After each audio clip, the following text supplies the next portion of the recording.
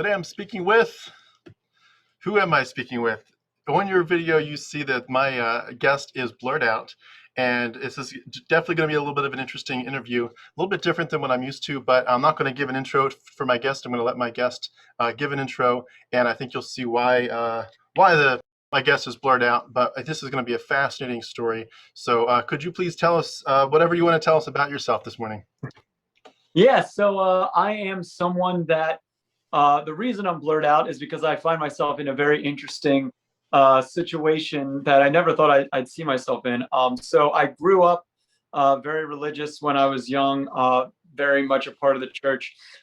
Through a series of things, which I'm sure we'll talk about, I ended up leaving the church and becoming a pretty outspoken atheist on social media and just in general life. And, kind of how it is a lot of times when people first leave religion. And I was very, angry and all that stuff. And then through a random series of crazy events, I find myself now working at a pretty large church that I'm the creative director at. And I do all kinds of different things, from writing music for them to doing their video editing and all that stuff.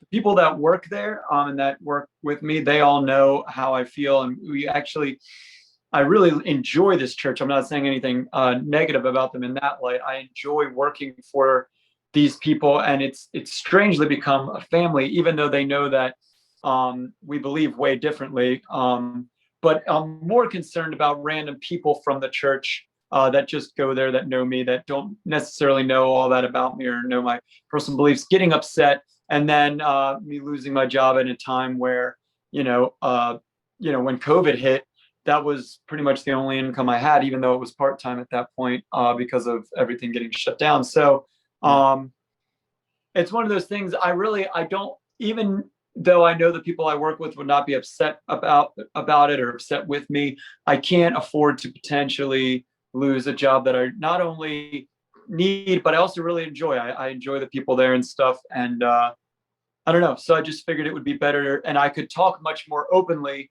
and candidly if I know that it's not going to get linked back to me and I could get in trouble for it. So Sure. So just so I'm clear, and we'll get into the details in a little bit, but so you are actually an atheist, correct?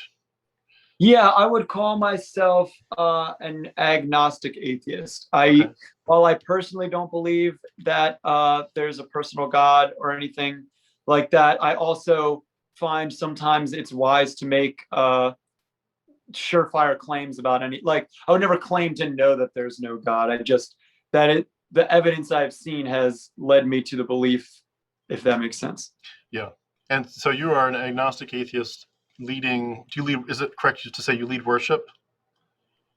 So I don't actually do anything, like, I'm very behind the scenes. I write the worship music for the church. So I'm a songwriter as a ghostwriter. So I'll write for metal bands or funk bands or worship stuff. So I actually am never on stage, but I am, during the rehearsals, I'm leading the band and like making sure, oh, you sing this harmony, you do this, make sure this piano part goes like that, kind of like the music director. But I'm not actually, I would never be able to, I don't want to mislead people. And so for me, like, if this is what these people believe, and it's bringing them joy in their lives, whether I believe it or not, I'm more than happy to help out and help create these songs and ideas. Usually I write like a rough version of the lyrics, like what I'm hearing, and then I actually send it to the pastor and the worship leader, and they kind of tweak them to get the theology the way they want and all that stuff. And but I just kind of come up with hooks and stuff like that.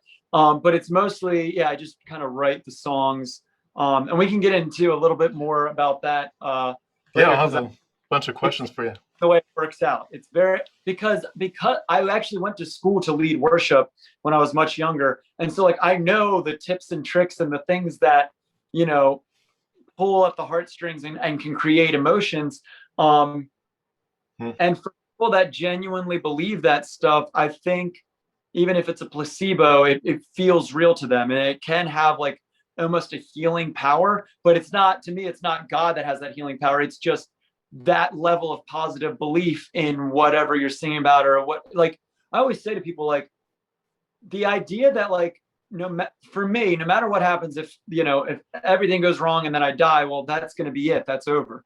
The idea that, like, no matter what happens, like, ultimately God's in control and it's going to be okay, because, like, worst case scenario, if I die, then I'm in heaven glorifying God. I understand why that's appealing for people. I understand why people in masses, like, want to believe that, and I understand how, like, I would even go as far to say that, like, there's some people that at this point, like, at whatever stage they're in their life, they might need to believe that. That belief might be the only thing keeping them from, like, killing themselves. As morbid as that is, if they've been dealt a really shit hand, and the only thing that they have to hold on to that belief that, like, after I die, like, it's gonna be okay because, like, I'll be in heaven. Like, I personally know people that I don't know that they'd be able to hold on without that belief at the point they're in their life. So Hmm. the way I look at it is, like, my real job is I'm a musician. So every Friday and Saturday I play in a band. So, like, if my ultimate goal as a human is to be able to help others just find contentment in their lives and kind of escape the mundane 9 to 5 level of their life. And so if that means on Friday and Saturday nights, like, partying with people and getting them, like, to they're finally able to escape that life and they come and hang out with the band and we all do music together, and they're it's that concert setting. And my band's a little inappropriate, like the way I talk. I mean, it's a bar band. So that's what I do on Saturday nights. And then if on Sunday morning, it's to help the worship team sound a little better, so that the same thing, people that are having these mundane lives are able to escape and worship what they call the creator of the universe, and that they genuinely feel that impact on their lives. If that's how I can help them, then, like, that's what I want to do. And that's not how I used to feel at all. This church has really changed my feeling on that. It has not changed my beliefs in any way, but I just, again, I know people that would be strung out on heroin right now if it wasn't for the belief that God is in control and is helping them. Whether it's a placebo or not, I see that it's working, if that makes sense. Yeah, I have so many questions, but Yeah, I definitely want to give a context to, just to give a little bit more information about you. And I know this is a difficult probably for our viewers because they can't see your face like I can when we're recording this, but hopefully we can still create a big connection here for your story. Could you just give us a background a little bit more about, before we dive into the details of your job as a content creator, creative director at a church? Just who are you in terms of what was your background like? What did you grow up believing? And just to, bring us up to your story, everything up to the church. What's your life about? Yeah, so I was born and raised in a Christian household. I remember when I was 5 years old, we had to do show and tell, and we walked into the school I was going to. My mom had walked me in, and I told my mom, "Hey, I want to be a Christian, and I want to, like, accept the Lord," because that's what my friends that were my age had started doing and stuff.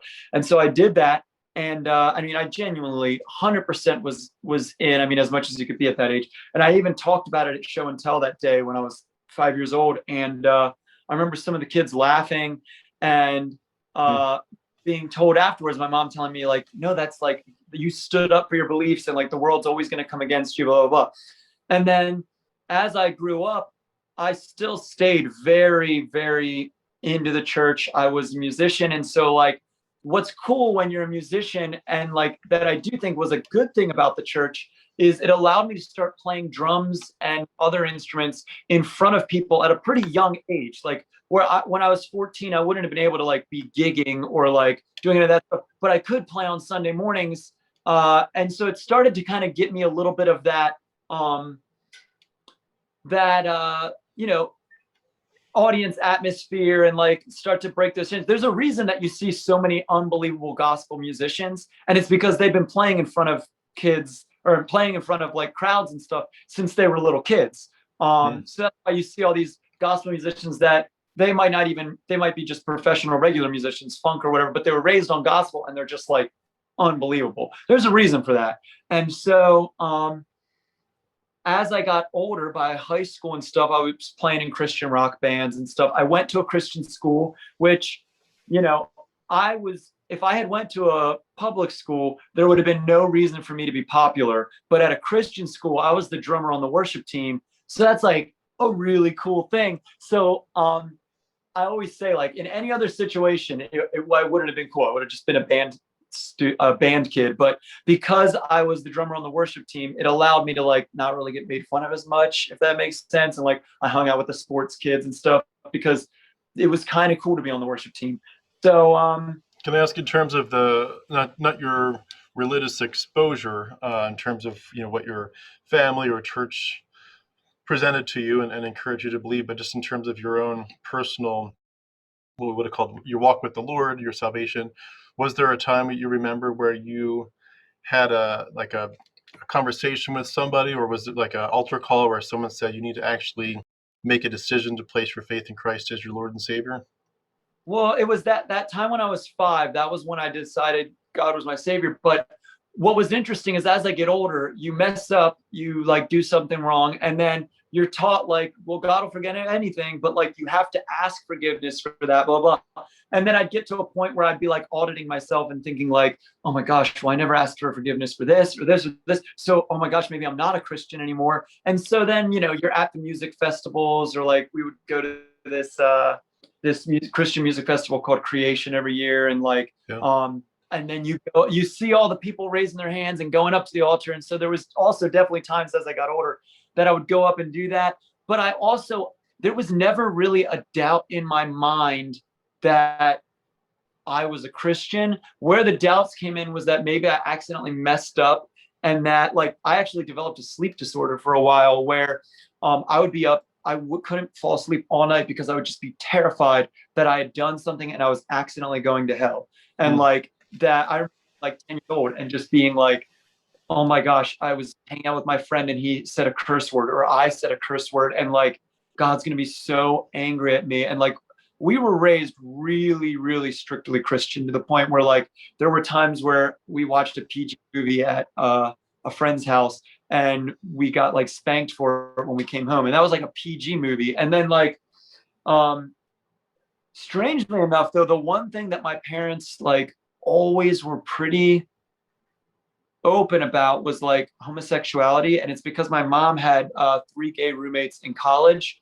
And so although when I was younger, they never really were outspoken about it, they never had any problem with like they would say like, well, even if it's a sin, like we all sin, and like that's not a reason for people to like, we shouldn't chastise people or tell them they're wrong or whatever. Like that was the one thing that also like they let me get my ear pierced when I was really young, and like things like that stuff they weren't as strict on. But then other things like we weren't ever allowed to have a girlfriend, we weren't allowed to watch certain movies, we weren't allowed to like ever like, so it was kind of a balance. But in terms of the whole, when you were 5 years old, I was also about that age, I think, when I placed my faith in Christ. But like a lot of times there's like a sense of I was too young to really understand it, and like a sense of I need to kind of as a young person who's at the age of accountability now, who has really dove into the truths behind it. It's not just Jesus loves me, this I know. Yes, I want Jesus to love me. It's more like an informed, I understand that I'm a sinner. I understand that sin deserves God's wrath. I understand that Jesus is the only perfect substitute for me, and that his death and resurrection achieved that satisfaction for God's wrath. And that if I identify with him in his death and resurrection, that I will receive his righteousness and be at peace with God. Was there ever a time in your teenage years where you kind of, I don't know, what you might call it a rededication, or where you just said, if I didn't do it for real when I was 5, I'm going to make sure I did it now. I am placing my faith in Christ. I'm putting my hand up. I believe in Jesus as my Lord and Savior. Was there ever a time like that you had to kind of get serious about it all? Yeah, what always had felt serious to me, but there was a time when like my parents didn't believe in infant baptism. Okay. They were very much like, when you make the decision for yourself and like no, then you decide to get baptized. So I didn't get baptized till I was maybe 14 or so, and we did it actually in a lake. And that was a moment of like, I'm making this decision for me and stuff. But like my parents had always kind of encouraged that. Like, yeah, I'd been a Christian since I was 5 or whatever, but like then when you get baptized, that's when you're really committing your life to like, I'm going to serve Christ. And that's when I really made the decision that at that point, actually, I thought Christ was calling me to be a worship leader, and like that's what I was gonna do, and like work my way towards that till when I eventually went to college. Like that's what I would be doing, and um, so that was really cool. At that time, I felt, or what I thought I felt, like now I understand the human mind and like how that works and stuff. But like that time, it felt real to me, and I understand, and I'm sure you do too, being Christian. Like when Christians are saying like, "Well, I feel the Holy Spirit," I'm like, I absolutely believe you when you say you feel that. Where I don't believe you is that it's the Holy Spirit. But I do know that you're feeling something. It was actually years later, I went to a secular festival where, I was a young adult at that point, and I had taken some light hallucinogenics, and was listening to this band play. And I just remember feeling like, oh my God, there wasn't even any words. It was just music. And I'm like, this feels like the most unbelievable worship experience I've ever experienced times 10. And I know it has nothing to do with God now. It just has to do with the fact that like I'm in a crowd of tons of other people that are experiencing this. I'm on drugs. There's like a whole bunch of other things that were coming into play, but I just remember having this feeling like, oh, so you can experience that same feeling I had when I was like leading worship, or because I remember also being at Christian festivals where I'd have my hands raised and I would come back to the tent and be like, dude, I felt God like on my heart, blah, blah, blah. Well, no, I was just feeling a huge rush of blood to my heart and like huge dopamine like going off of my brain and stuff. And that's you can even, if you're in the right mood, you can get it even just watching a YouTube video of a worship service. I mean, I remember right before I deconverted, even I was in such turmoil about what was happening with the loss of faith, and I would listen to some groups that I was more from a conservative Christian background, but some groups that would be considered more liberal, at least in their worship, like Bethel Music, or one of those group, Hillsong. And some of those songs, they can pull at your heartstrings, and it's just this feeling of God's going to make it okay, no matter what you're going through. God's in control, and God loves you, and He's going to take all the hurt, and He's going to make it something beautiful. And if you're needy, especially like if you're strong and you're just very scientific and analytical, it might not quite touch you the same way. But if you're like, I've really gone through some rough stuff, I need some hope and I need it desperately, you get the right music, the right tones, the right words. Oh, it feels like you're lifted up to something divine right there. It's just like you said, it's dopamine. Your brain needs some kind of rest, and it hits the spot, and they're masters at it. Oh yeah, well, and it's also part of being a part of a group, because if you watch Yep. those like Bethel and stuff, if you watch their videos, they all still have the crowd mics on, and they have the shots of the people in the crowd and stuff. And so even if you're sitting at home on your computer, you're kind of a part of it with all these people. And that is, I will say, that's probably my favorite thing about working at the church, is that I see all these people from all different walks of life, people that maybe normally would never even talk to each other. Like outside of this church, they're completely different interests, completely different walks of life, all that stuff. But for like 3 hours on Sundays, they all have found one thing that they all have in common. And it's that they worship this creator, and they're able to all like communicate on that level. And I think that there's something of value in that. Now, I disagree with what it is that they're finding the value in, but I see the same thing when I'm playing concerts, and you see we're playing a cover song that somebody else has wrote, and everybody knows it in the crowd and are singing along. It's like none of these people have ever met before. None of them have ever had a conversation about how to sing this song, yet somehow they all know the words. Their brains all have the programming for this song. I always say, like, if you had never heard of what music is, like say there was a universe where music just didn't exist, and I came up to you and I said, hey, watch this. I'm going to push these random buttons on this thing. And when I push these buttons, these random noises are going to come out. And when these noises come out, see that group of like 1,000 people? They're all going to start making these weird tones with their throat at these random pitches, but they're all going to do it together, and they're going to move their bodies in time with one another just from me pushing these buttons that are going to send these frequencies out. You'd be like, no way, that's magic. And then if I did it, you'd be like, how is this possible? Like, blah, blah. But that's what music does. It implants these programs in our brain. Like if you think of our brain as a supercomputer, we all have different programs. And then there's certain programs where if I start singing the Macarena, you know, to do the motions with your hands or whatever. It's like, it's fascinating that that's what music does to us as a human. It Um, is. so when you put that, now when you add that to the level of, well, this specific music has the ability to connect you with the creator of the universe, the creator of everything. You're going to actually feel him and you're going to experience him by hearing this certain music, and everybody else around you is feeling it and experiencing it. So if you're not, you got to really get on that train, because, you know, kind of like the emperor's new clothes, I don't want to be the only one not experiencing it. And so it's really easy to get into that spot. There's times where me, complete, not only like a non-believer but like a disbeliever, I'll be sitting there and I'm looking at it and it's just like, there is a presence here. I don't believe that it's God, but just the power of music is really infecting these people, and the power of belief in God, the power in the belief that ultimately it's going to be okay, in the belief that God is in control, in the belief that God is here present with us.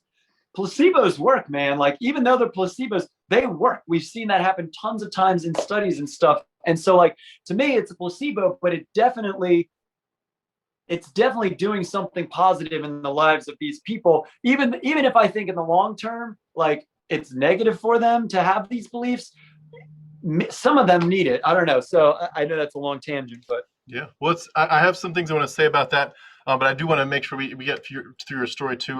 So I'll save a few of my questions for a few minutes left from now. But you mentioned sleep issues. I know I was looking up a few things back. I think you had some heart issues as well. Is that right? yeah. So you've So you've been through some medical challenges here. That's been a major part of your story at times, hasn't it? yeah, and it's made it very interesting because, so I've had a bad heart my whole life, and what's made it really interesting is that so many people, like, every time I have a heart issue now and then like something gets resolved, I know that I'm going to hear the, like, how can you possibly not believe, like, God saved you once again? But to me, I'm like looking at my own life and thinking, like, yeah, and while he was saving me, he was allowing like 100,000 children to die of starvation and stuff like that. Like, it's such an egotistical thought to believe that, like, God would save me, or like even lesser things like, oh, I prayed that I would find my keys and like now I did. Like, that God would be helping me with that while simultaneously just allowing horrible things to happen to other people. And so when I was younger, I found a lot of comfort in the belief that like God was saving me. Now it kind of like makes me uncomfortable, even though I know they have good intentions. I just want to say, like, do you really believe that like this loving God is saving me while like the woman down the street, well, he didn't save their kid and their kid was younger than me, or like, so that's definitely been strange. Yeah, But that's fascinating. May I ask, how did you get over the sleep issue? I went to therapy for a while, and but it was still a Christian therapist, so the convincing when I would talk to them about it was less about um this is going to be okay, and more like, you have nothing to worry about, you are a Christian, like, you will go to heaven, like, blah blah blah. But then that converted into my mind, like, okay, well, I have nothing to worry about for me, but like, such and such isn't a Christian, and like, man, they're going to have to go to hell, like that. Like, and now as an adult, I don't understand how any Christian can sleep at night. Like, I'll look at, like, if I truly 100% believed in a God that was going to allow me to go to heaven, but like any loved one that didn't believe this is going to burn for eternity, that's all that would be on my mind all the time. Like, I, I almost kind of give credit to certain like way too preachy people that are like trying to save everyone, because like, technically, if you believe that all of those people are just, that God will torture them forever if they don't believe, then like, yeah, it should be your main goal to make sure that the people you love aren't going to get tortured. But I think that the problem is in that belief that a loving God is going to torture those people forever if they don't believe, Yeah, especially since he tends to provide bad evidence. it's an amazing dynamic that people, like you said, can how you can live knowing people are screaming. I mean, especially what if you were a parent and you're, a child. Sadly, it happens. I hate to think about bad things, but people that have children or teenagers that die and the parents live much longer. If you knew that your teenager had professed that they didn't believe in Jesus, you literally are living the rest of your life as their parent, knowing that they are, in your mind, burning in hell, alive, screaming because they did not bow their knee to Christ and His righteousness. And how do you live? How do you enjoy anything in life knowing that your loved ones are screaming and will forever, according to a lot of, like, I know a lot of liberal Christians are moving more toward a kind of a Rob Bell, God's going to save everybody, universalism kind of thing, or annihilationism. But for a lot of us, we grew up thinking, no, hell is real, and you're going to burn. You're going to burn forever, and it's not purgatory. You're going to burn forever, and it's not going to stop. How anyone can eat a meal or watch a TV show and not just feel like they're going to scream thinking about their loved ones in hell is beyond me. It's so crazy. I was curious. By the way, I do want to add this anecdotally. I definitely can relate to you with the sleep issue. I had a sleep issue for about 30 years, and I was up in Philadelphia where I'm from, and I moved here to Georgia. I'm just north of Atlanta, but I moved to Georgia for a very special doctor, and it was. I don't want to sidetrack us too much here, but just to share this side of it. It was really amazing. Praise God, it was a miracle. He was this great guy who you'd call him a quack doctor. You'd just think this guy's nuts. But he was like, I can fix your sleep issue in 1 month. This issue you've had for 30 years, I can fix it in 1 month with no medicine. I'm like, I've had this for decades. There's no way. 1 month with no medicine. But he did it. It was amazing. It was all left brain, right brain stuff. And it is really cool when you finally, whatever the therapy is that people need, it's amazing when you finally get to sleep and you're like, oh, this is what it feels like to actually rest. It's so night and day. It's an awesome feeling. But I'm glad you were able to get some resolution for that too. Yeah. Could I ask? I believe I saw that you are married and you have a baby. Is that correct? Yeah. So I have a child and a wife. And Is may I ask, did you all marry as Christians? Did you was it a deconversion after the marriage? Like when did that happen in no, terms of your time frame? so yeah, let's step back actually to my deconversion because it was Sure. short. So I ended up going to a Christian college. Right, like not right out of high school. I did 2 years off and I was like playing with bands and stuff. And then I went to a Christian college originally for worship. And by my last year, I was more of like composition, like doing more general stuff because by my final year there, I was no longer really a Christian, but I was not out about it yet. But like in my mind, like I was that way. But my freshman year, it was interesting. Might have even been my sophomore year. So by my freshman year, I was still all in, no doubts in my mind. Because I was homeschooled growing up, and then I went to a private Christian school, and then I went to a Christian college. So, and this also was at a time where like there was the internet, but it wasn't like it was like MySpace. You know what I mean? It wasn't Yeah. like today. Very limited. Um, so it was actually at my Christian college that kind of deconverted me because I went to a very liberal Christian college. So Okay. all of our teachers were from different denominations. My Old Testament teacher actually didn't even believe in Jesus. He was Jewish, and so but he knew a ton about the Old Testament and stuff. And I liked that about the school. Like it was called You Are Loved Day, and it was basically like Gay Pride Day. Hmm.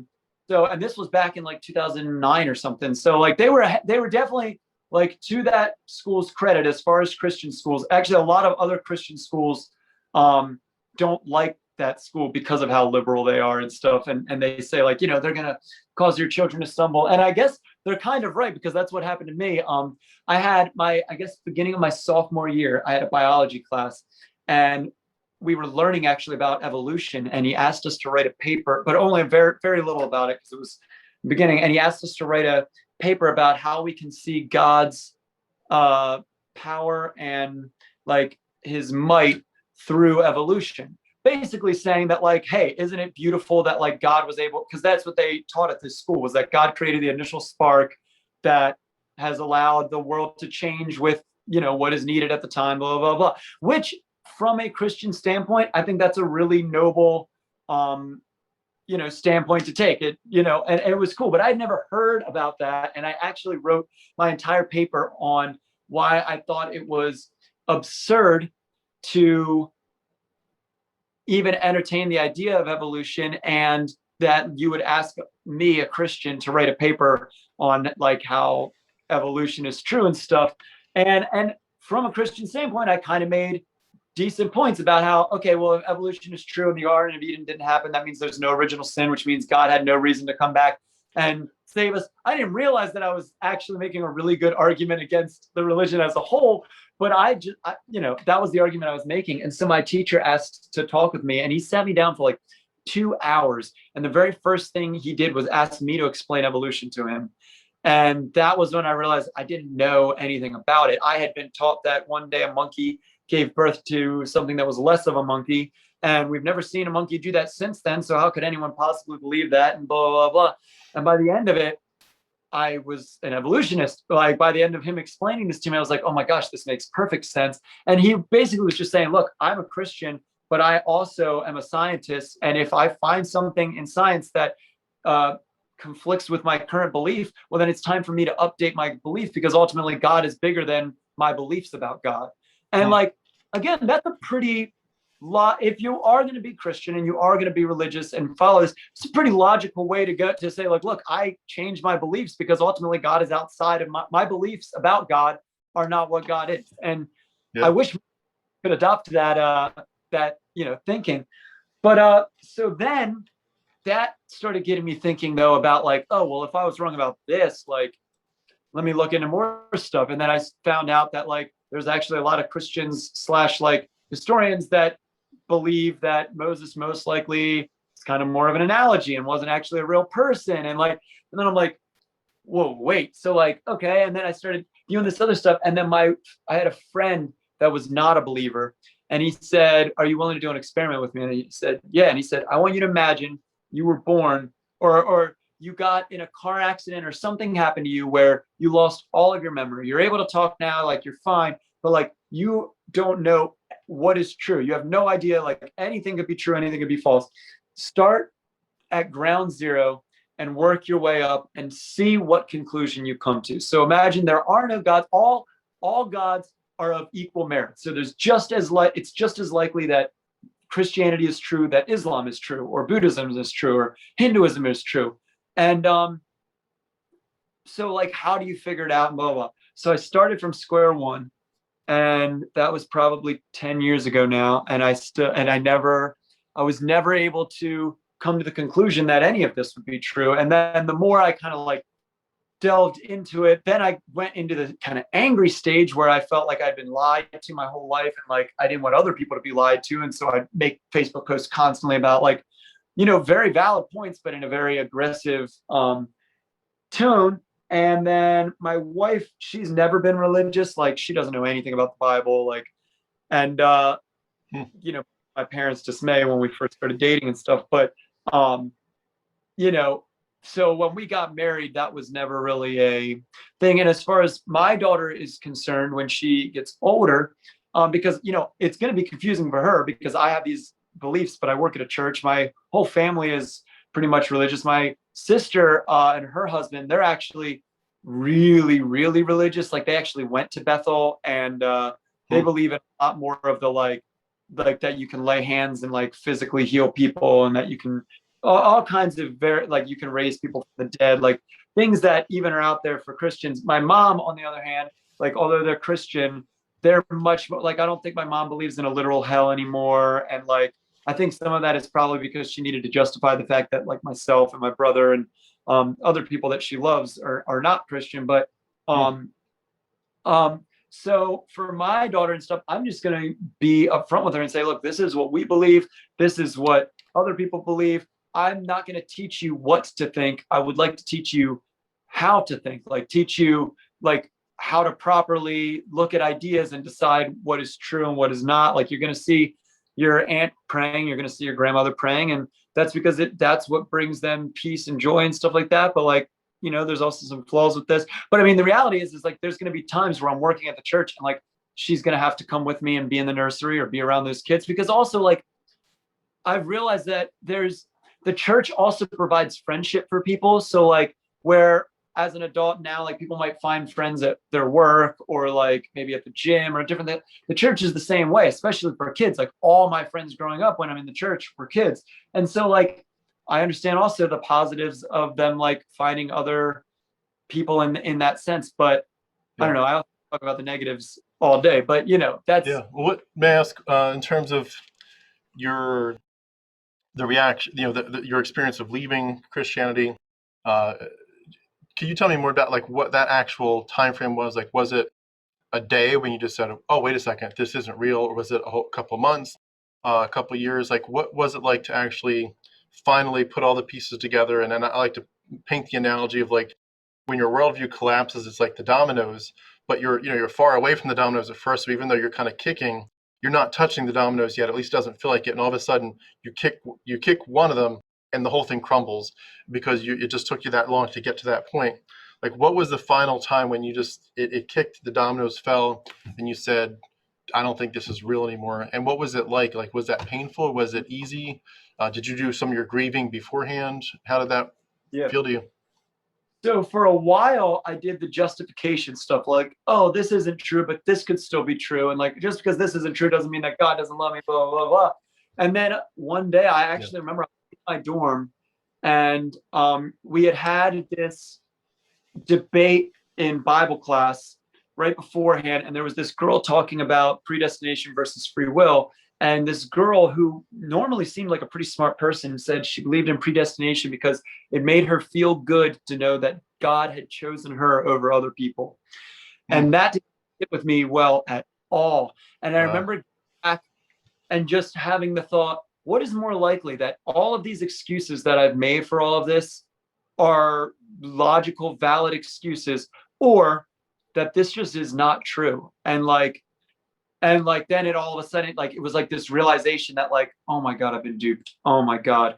And what a lot of people don't realize is, they say, like, I've had so many people say to me, like, you just didn't want to be a Christian because you didn't want to be accountable, blah, blah, blah. No, I'm way more accountable now, because now I'm accountable to the people, not to some invisible person that I can just pray to and I'm forgiven, to the people I actually harm, and to myself. And like, oh, it's so much different. But what was so horrible, I almost felt like, it literally felt like my best friend had died. Like, in that exact moment, that all of a sudden, my best friend, the person that I literally have talked to every day of my life, when I'm feeling my worst, I've told them everything, that literally knows everything about me, that when I'm feeling scared or sad or lonely or worried, I could talk to them and they would make me feel better because they're listening. And like, my best friend is now dead, and I can never talk to them again. And even if I do talk to them again, they're not listening anymore because they're dead. They're gone. And like, that hurt so much. It was just like, I would find myself randomly starting to pray, and then like getting almost weepy, thinking like, oh my God, like I'm falling back into this trap, because it does feel like I'm so used to it. And like, oh man, yeah, it was devastating, because it in that moment, it just felt like I had gotten a call that my best friend that I'd known my whole life, and that was even better than a best friend, because like, there is no person in the world that knows literally everything about you, both inside and out. But like, to me, God was that person, and then now he's gone. And like, whoo, Yeah, that was. it's a great analogy, and it really is like that. I felt identical. I've been out for almost 2 years. I call it the Bible prison. I escaped the Bible prison September of 2019, so almost 2 years here. But it was like that year, my dad had died, and I remembered that, just like the images of going to the funeral, everyone doing all the things you do at a funeral, grieving and so forth, and thinking to myself, we're all reflecting on the loss that's just occurred to us, and moving forward and so forth. But this is pretty profound. Any funeral is profound, and certainly for my mom, who's still alive, losing her husband, for the four of us kids losing our dad, it's a profound moment. But then you think, yeah, but a human dad is nothing compared to the divine dad. The human dad lives for a few years, and then according to the Bible, you're like the angels. You're one of many, like you're an angel up in heaven worshiping God. um, but the real God is your real father, and it's almost like you have to think to yourself, if my human dad died, it hurts this much. If my divine dad died, and if it meant anything to me, if it wasn't just a religion for the sake of being religious in a cultural sense, but if it's like, if this was real to me, I really believed that I was talking to him, walking with him, feeling his presence and his love, listening to him, reading his book, then his death is infinitely a bigger funeral. And yet it also brought out the side effect of the fact that Christians will be so insensitive, because you think, okay, I'm grieving, like you said, this is so painful. I'm grieving the death of this divine daddy, and they would have, if it was a human funeral, they would have said, oh yeah, we're so sorry for your loss. Grieve, we're here for you. We care about you. But you grieve the loss of this divine sky daddy. It's like, screw you. Like what's your problem? Why are you such a bad person? It was almost like you had chosen to do something really horrible, like a crime, and you're trying to justify it. And like they just totally, it's like they came into your funeral and just started doing horrible things. You're like, wait a second, I am You a actually grieving. father, yeah.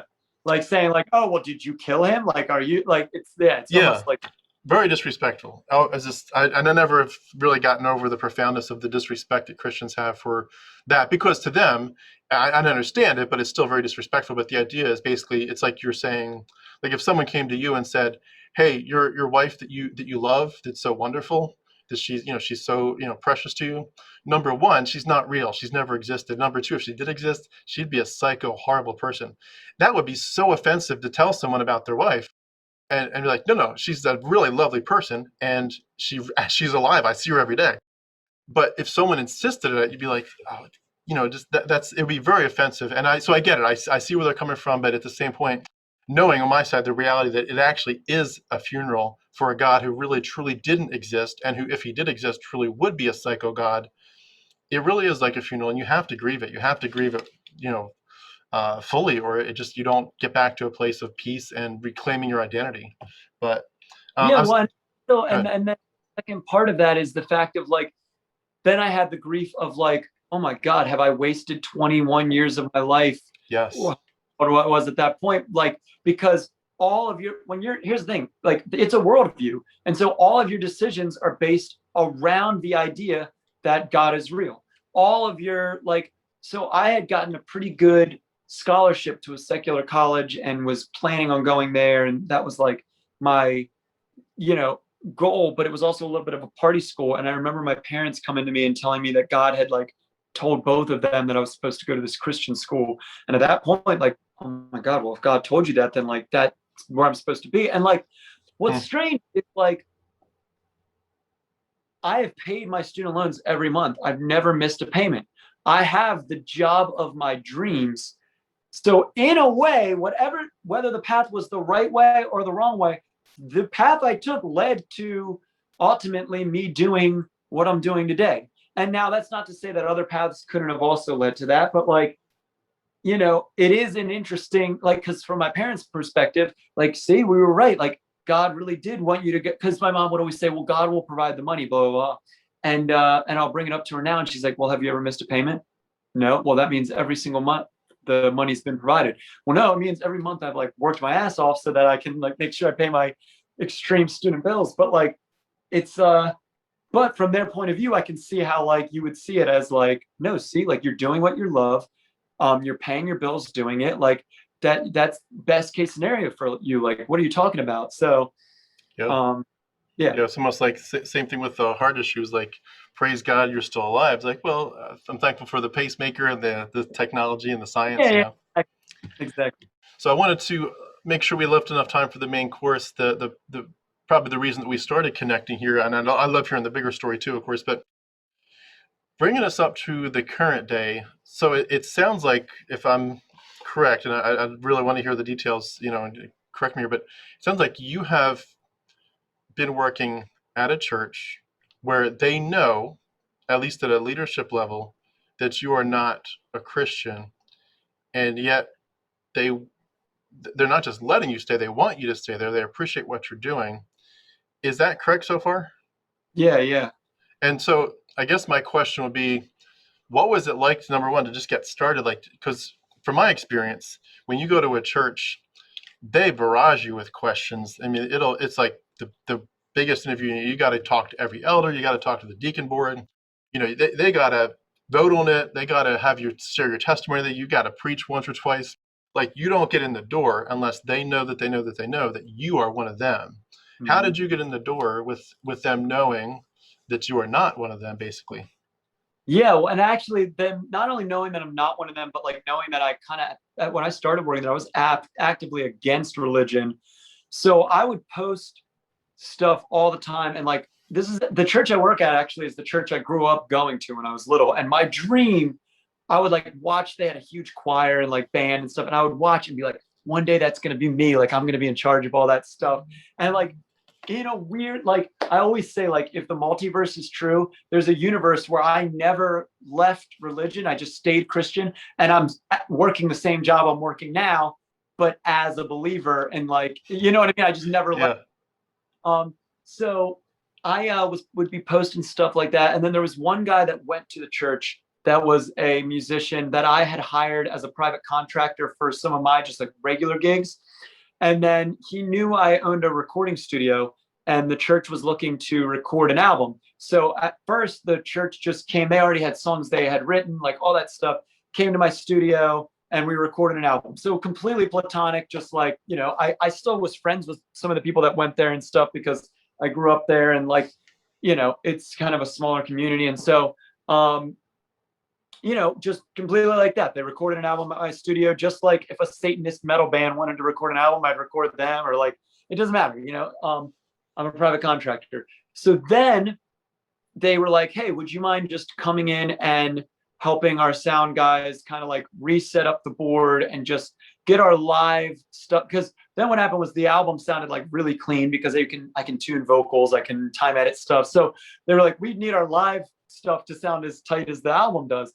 So I kind of came in and started doing that with the mixing. But then we realized like the problem really wasn't the mixing, it was the actual musicians just, they're not professional musicians, and like not knowing exactly what to play or like what harmonies to sing and stuff. So I kind of started, they'd be like, hey, well, can you, you know, maybe just come in on a rehearsal and do that. So I started doing that. And then it kind of became more of like, well, look, like what would it cost to just be able to bring you on like Thursdays and Sundays or whatever? And so we figured out an hourly rate, but I was only working a couple hours a week. So it worked out. But then I kept kind of getting promotions, but my promotions weren't really like higher up spots as much as they were just like, well, do you want to maybe do 5 hours a week now? Or do you want to maybe like move it up to 10 hours? Or like, could you maybe do some of this video work and stuff like that? And like all along, like knowing, but also knowing that like as soon as I started working there, I stopped posting stuff online and everything, even though I still felt this way. For two reasons. One, because I didn't want to make anybody mad and then like lose my job, but also because I was kind of also seeing that like even if I felt this way, like I think it's dumb if a Christian was constantly posting memes and stuff about how dumb atheists are, like how dumb their beliefs are, or whatever. Like I would think that was silly too. So like from their point of view, it probably looks weird that I'm now kind of obsessing over this. You know, it got to the point where I was there a good amount of hours every week, and like you know, we were building a recording studio there in the church, and we're building, you know, all this other stuff. And Like you're not just a contractor. Like I've seen you're on the church's website. Like you're part of the leadership team. technically I'm still a contractor, Okay. but that's because I do like a ton of different jobs everywhere, so I always try to just stay as a private contractor. Okay. But like, yeah, I'm on staff there. They've offered me like salary like full time before a couple times, and so like it could be that way if I really wanted it to. But that's also like when people make the argument like you just don't want to be a Christian because like then you'd have, it'd be like it would make your life harder, blah blah blah. No, no, no, no. If I came out to, if tomorrow I came out openly as Christian, my life would be so much easier. I could easily be at the church way more hours, lead worship, like actually lead worship on stage. My family would be so stoked. The people in my inner circle and stuff would be happy. Like there would be so many better things, but I would be miserable because I would be like living something, like I would have to objectively know less than I know now to come to terms with that stuff. Like, so, but yeah, I mean, I'm in. So it's very, it's interesting, Can I but ask, do they try to save you at all? Like, do they talk to you and say, hey, you know, we love what you're doing, but we'd really love it if we could, you know, really have some conversations with you about the gospel. Do they ever try to sit down and say like, look, there's a lot more to this than we don't just want your skills. We want your heart to belong to not at Jesus. all. Really? Literally never.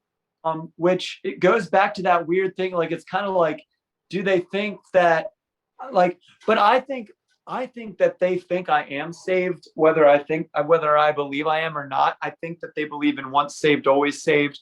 And they also, because they don't ever talk about it anymore, but they come from a pretty predestination background. Okay. Originally, they're actually a non-denominational church, but they used to be like reformed, of the reformed faith and stuff. And so they believe, or at least used to, I'm assuming they still do, they just don't really talk about it, because they'll talk about the elect and stuff. And so I think that they might believe that maybe I'm part of the elect, or that I am saved, because I used to be in it so much, and that, eventually, which, to their credit, they have had a positive influence on how I see the church as a whole, because I definitely was under the mindset for a while that, like, all churches should just be gone, and, like, the world would be a better place without them, blah blah blah blah. Now I'm of the mindset that I think that eventually that might be better, but you couldn't, if that happened tomorrow, there'd be a lot of people that, like, I think objectively would like kill people if it wasn't for the fear of hell, if that Yeah. makes sense. There are people that I think we have not evolved as a society mentally enough to get past the idea that, like some people need the idea that, if that, like, God is watching them, and if they do bad things, they're going to go to hell, and so, like, they need to not do those things, if that makes sense. And so I think, yeah, it's weird, they've never really been preachy. Sometimes they'll, like, ask it. There was one time where, like, I was, like, going through some stuff, and, like, they asked if they could just pray with me, and I told them yes, because, like, whether I believe it works or not, I do believe that if you truly believe in the power of prayer and stuff, then from their point of view, that's, like, one of the most powerful and, like, kind things that they could do for someone, is to talk to the creator of the universe for me. So, and I don't think that it's ultimately harming anything, if that makes sense. Well, can I? But they've never really, and actually there's been times even recently where, like, they'll be bringing something up, and they'll be like, and I know you don't really, believe this, but, like, just hear me out. And then they'll go on with their point and stuff. And, like, I almost it almost makes me feel weird when they say that, because it's like, look, even if I don't believe this, like, I know that you do believe this. And so, like, from your point of view, your story makes sense, and, like, I'll listen to it. Just like if Hmm. I have some friend that might be of a different political view of me that's talking about their thing. Well, while I don't might not agree with their political view, I understand where, from their perspective, this makes sense. And so I'm just going to hear them out from and meet them where they're at. Well, can I? I don't ever use my platform or my interview for debate, so I don't ever want to create a debate environment. I don't think they do what people think they do in terms of benefits, but I do think it's important to have some challenging questions. And I did want to ask, like, how do you deal with knowing that you're kind of, from a lot of the people's perspectives, you're a wolf in sheep's clothing. Not to say wolf in the bad sense, you're not one of them. You I don't know what the best analogy would be, but if you were really a hardcore Democrat and you're working for Republicans, or if you just, whatever it is, you work for some really big company and they're a major competitor, you take a gig for them too. It kind of puts this in a spot where your allegiance is very much challenged, and I think people would question whether or not it's a long-term solution. Like, I can see some people just, they're not ready to make a change yet. And I know there's even some really good religious groups where there's pastors that have said, I'm a pastor, the head pastor of a church, I preach every Sunday, and I don't believe it. So, and there's groups that, like, help those pastors to kind of figure out when the right time and how to transition it out. But, like, does it feel like it's really a long-term solution to stay for a couple reasons? And I'll paint this picture and then let you respond however you want to. But number one, they would probably, based on the fact that we're blurring your face out on the video and so forth, a lot of them would be offended to know that an atheist or an agnostic atheist is helping to create the worship environment. But number two, from our perspective, I guess my question and my concern, if I was in your shoes, would be just, even though that it does seem to give some people meaning, hope, and purpose. For my concern is mostly is often the kids. Because what we're doing is we're establishing a mythological worldview with them, but it's not just mythology like Jesus can walk on the water. If it was like that, Jesus can walk on the water, isn't that cool? Okay, yeah, that's cool. Jesus can turn a few loaves into a lot of loaves and fish into a lot of fish. That's cool. He can take a blind man and give him sight. Very cool. But it doesn't stop with just miracles. It's got this whole backdrop, this whole background, which includes some really nasty stuff, which I'm sure you know just as well as I do. It includes in the Old Testament stuff such as genocide, land theft, slavery, genital mutilation, child brides or worse, stoning, a lot of nasty stuff, ethnic cleansing, bad stuff that we would never want to support, and it basically amounts to Nazism. And yet we that's what their backdrop is. And so you come to Christ, and Christ says, "Hey, if you've seen the Father, you want to see Yahweh, you've seen me, you've seen Him. I'm the Father of one, um, and I'm the same forever. Jesus Christ is the same yesterday, the same forever. I've always been Yahweh. The Trinitarian view. We are three distinct persons, but we are one." And so it's basically Jesus who commanded genocide, land theft, slavery, genital mutilation, and all this stuff. And like that to me is like a good starting point for a concern. But then the other thing is like where it gets real personal. Like you could say, well, that was Old Testament. God stopped that. He doesn't want genocide today. Oh, okay, well maybe I can live with that. If I close my eyes real tight and ignore it. But it still gets down to like the personal experience where if you're, and this is my interpretation of Christianity, and I know not everybody would say this is the right way to see it, but for conservative evangelical Christianity, it's always a bad news first, right? It's like the bad news is you're a sinner, you're broken, you're born in sin, original sin, but then you also grieve God. He sees you, he can see inside your mind. He's very angry, and this anger is holy. It's white hot holiness. He's just in being angry at you for what you do, and therefore you need him to do something for you. And if you don't accept his provision, he will, even though he loves you in one sense, he will also burn you forever in hell. And so you send this message to kids, and of course it's packaged in very neat packages, like Noah and the flood, like, oh, how wonderful of a story that God saved him in the boat. Ignore the people that are screaming and the little babies born yesterday that are drowning in the water. Ignore that part of it. But praise God, he saved 8 people or whatever it is. You have these horrible scenarios that are painted for kids about what it means to what ultimate reality is about, what God's about, what his personality is like, and how they've offended him, and that what they need most, and this is where the clincher is, and I'll end with this: the clincher is what they need most is blood. They need blood magic to cover their sins, and even in the liberal versions of Christianity, I see them ignoring the genocide a lot and that stuff, but I don't see them ever taking away the blood magic part of it. It's still Jesus died on the cross, and God needs blood, and blood alone will save you from your sins. Does it upset you to see them teaching these things? And I'm assuming that they're teaching them, but does it upset you to see them teaching that the psycho God loves you, but will burn you forever if you don't accept his blood magic? And that's just the tip of the iceberg, but just that's to me is like a big, maybe a starting point for my concern about whether or not it's a long-term solution to stay in a church. I mean, how do you feel about that? Yeah, so it's definitely not a long-term solution. It's been a good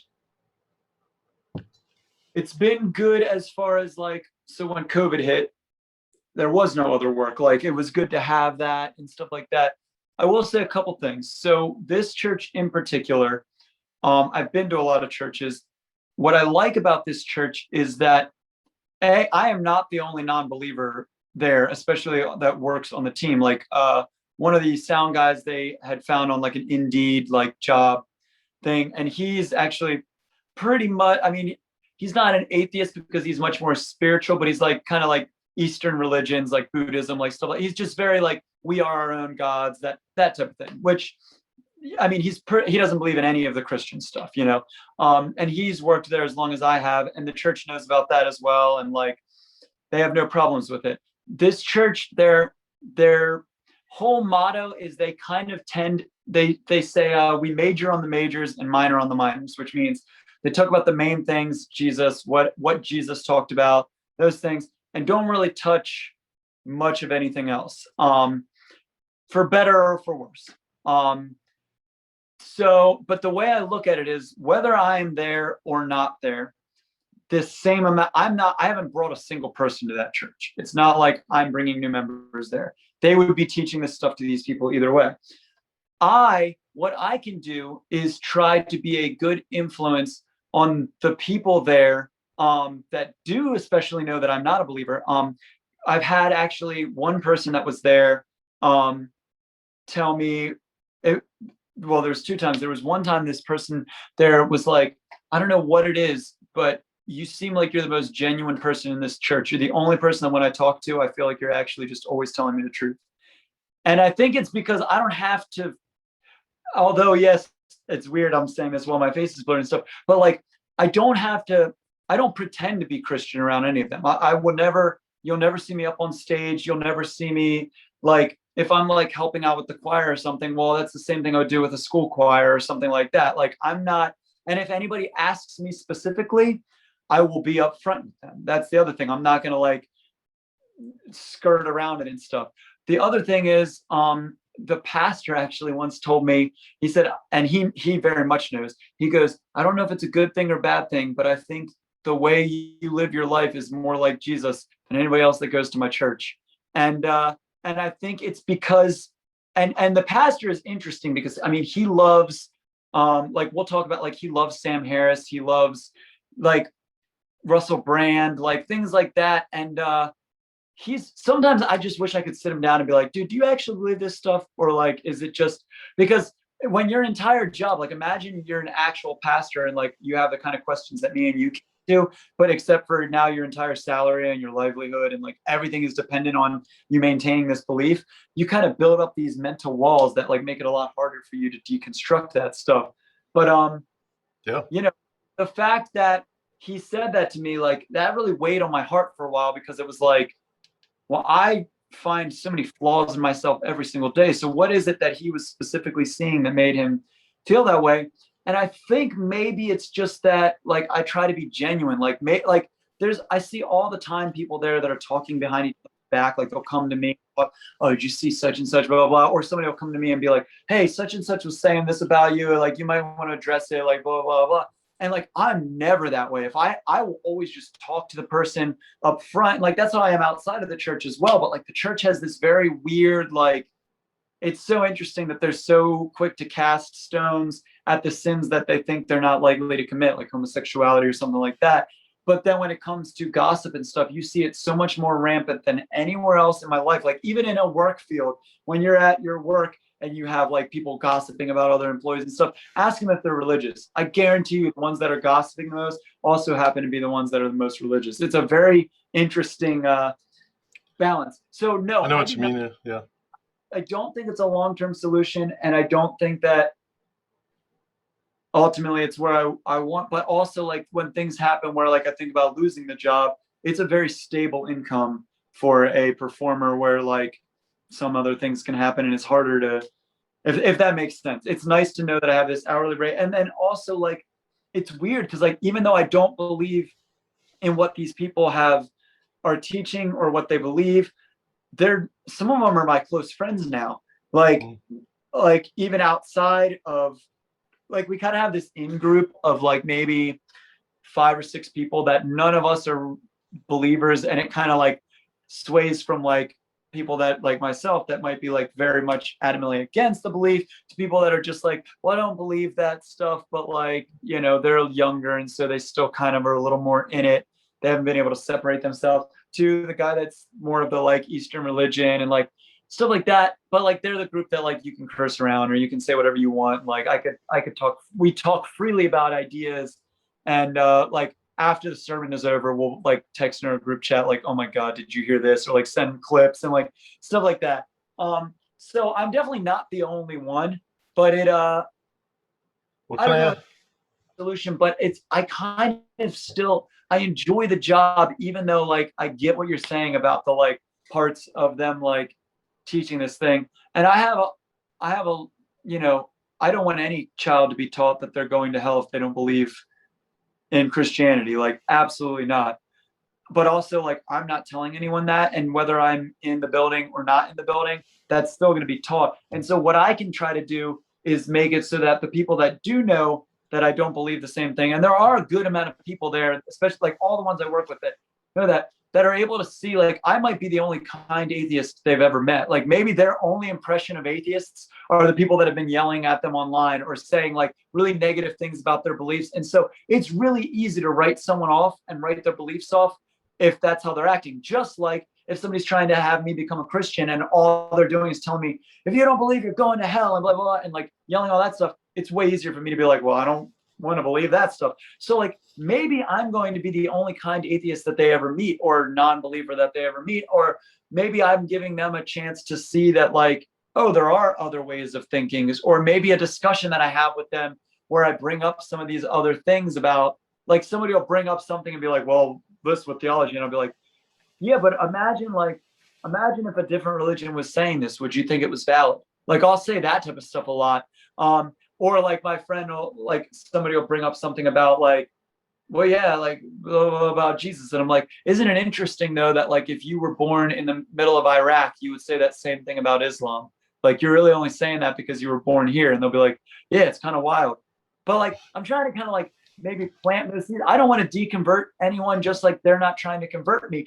But you know, I'm more than happy to plant other ways of thinking in their mind and like let them kind of like let the cards fall where they fall. So that's the way I kind of like look at it, is that like I think I'm being a positive influence for non-belief, for those that know me, and for those that do need the belief, like I'll hear them out. Like I've heard plenty of people that are Christians, just they want to talk to me about their story about like their problems with drugs and alcohol and stuff like that. And like they'll be accrediting it to a God. And then maybe I'll bring up like, but also like, you know, I appreciate you're giving God credit for that, but like you should also give yourself some credit for the fact that like you've acknowledged these things, you've kept yourself clean for this long, and like there's a lot of willpower in that, like even outside of God, blah blah. Or like they'll be bringing up like stuff about worship or like things like that, and then I'll bring up a point like, well, like even outside of like from a religious point of view, let's just look from like the music side of things. Like I think that this would work this way. And like that's how I always talk when we're talking about this.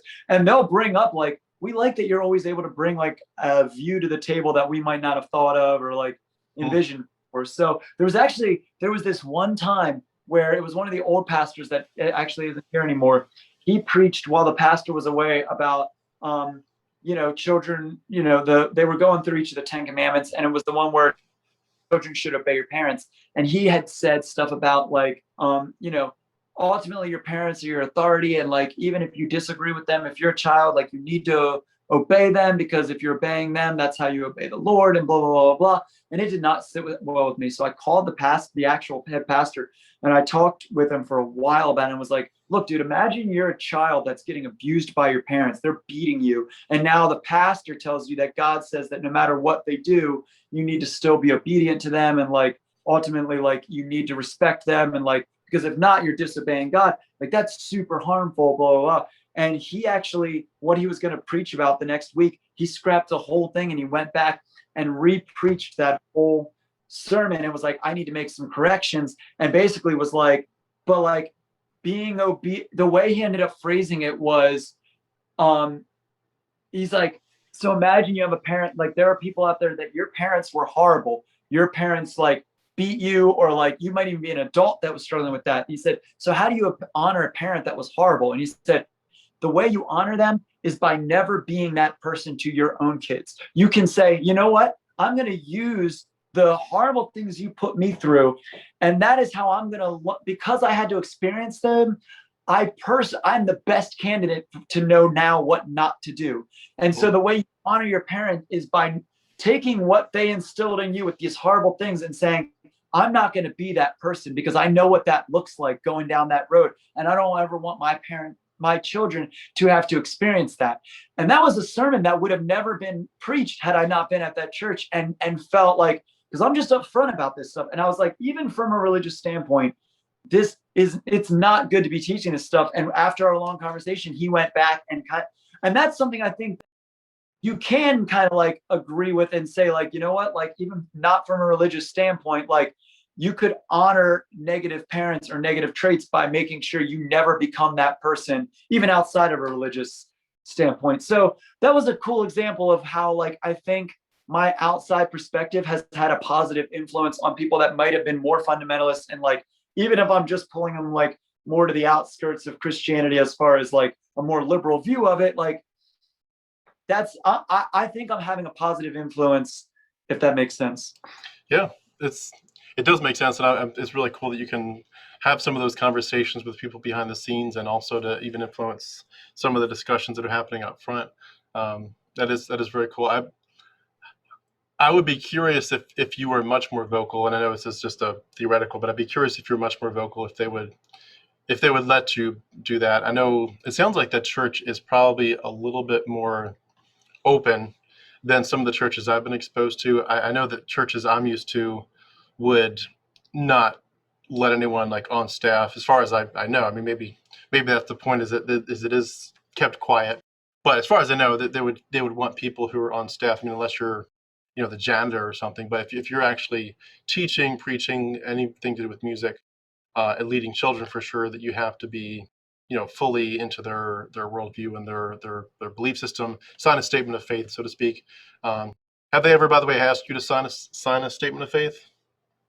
When I was younger, but they've never asked for any of that. I think a lot of it is I'm behind the scenes. I'm like not ever on stage. A lot of times I'm just mixing, or you Hmm. know what I mean.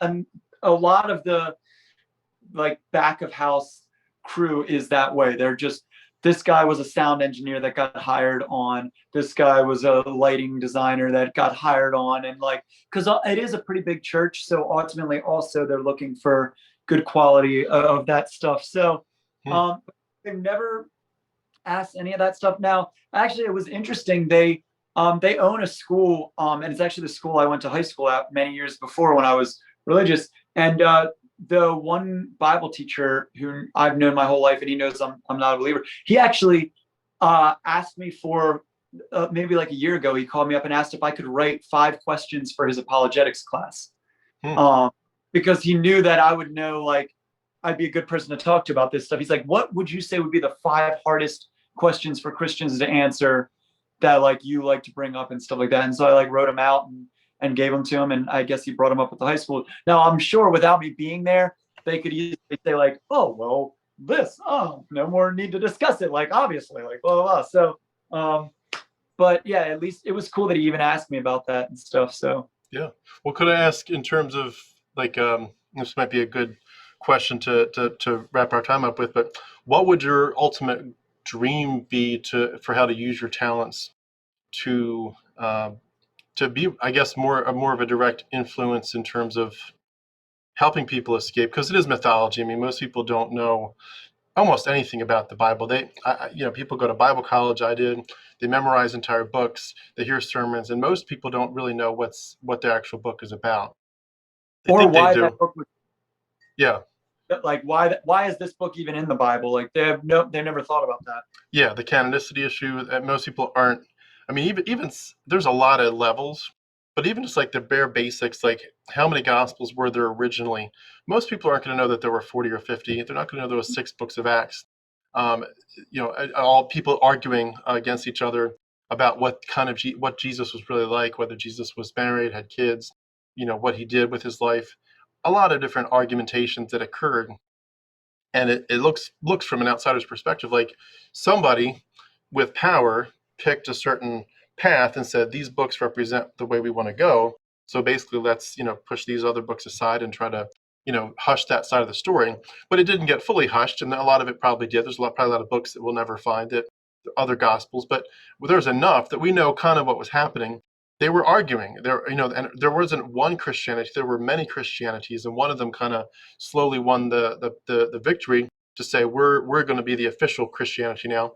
But there were a lot of Christianities, and there are so many other nuances. I like to talk a lot about, on my channel, things that I study, which is I'm working on a project it's going to take a while, unfortunately, but it's just documenting where some of the verses came from. And people don't realize they'll be reading their Bible, they'll read the Sermon on the Mount, they'll read parables, they'll be reading the stories, the miracles of Jesus, and they have no idea that they're reading a copy of some other story somewhere else. And it just floors me. Like, to read John 21 with the big net load of fish. Oh, there's 153 of them exactly. They have no idea that they're reading a rewrite of Pythagoras. They read, the story of Jesus turning water into wine. They have no idea that they're reading a rewrite of the Dionysius story, even like where they copied exact words from the Dionysius story that other Greek poets had written long ago. Reading Plato, not just like in Acts, where Paul clearly looks like he's quoting other poets, other Greek poets and writers, but it's just woven into the New Testament. The Book of Enoch, the New Testament quotes the Book of Enoch 100 times or more, and most Christians don't know that. I think if they found out, they'd be like, nah, that doesn't sound right. It definitely doesn't quote Enoch 100 times. It's like once you find out, it's like, well, what is that about then? Does that mean Enoch should have been in the canon? Well, Ethiopia's never lost it. Ethiopia's had it for 2,000 years in their canon. What does that mean? Enoch's a huge book. It changes your theology. What is Jesus doing quoting the Qumran Dead Sea Scrolls? Like, what is he doing quoting all these books? Lots of stuff, and that's just the tip of the iceberg. One of my favorites is finding out that the Gospel of Mark is structured according to the symbols of the zodiac in the right order. And the rabbit hole goes so deep. And to me, to be able to put that stuff on the table and expose people to the mythology side of it and say that this is so different than what you thought it was. This is not at all what you were taught. You might be able to find some good stuff in here, like, bless your enemies, don't, forgive people, but you can find that in Greek poetry and Greek philosophy. You can find it in Buddhism. You don't need Christ and blood magic and scapegoating to believe in forgiveness being a good thing or whatever. But I feel this burden to say to people, look, if you want to, so to speak, swing out into eternity on this theology, at least know what you're swinging out into eternity on. And to put everything on the table, what would be your ideal future path, so to speak, of if you could craft it the way you want it, where you could begin to still respect, the friends that you love, the family that you love that are in Christianity, that are in the Bible prison, but to also make a difference to say, this is deception. This is deception on a massive scale. It's institutionalized deception. And to say, look, if you want to stay in it, fine. But for those of you that just want to have an honest discussion, let's just talk about where this thing came from and what's actually in this book, to give people the freedom. And I think I'm speaking for myself or not for everybody, but I think a lot of people would say, I'd rather know the truth about where it came from than be deceived, at least for my whole life. Like maybe today, yeah, I'm suicidal.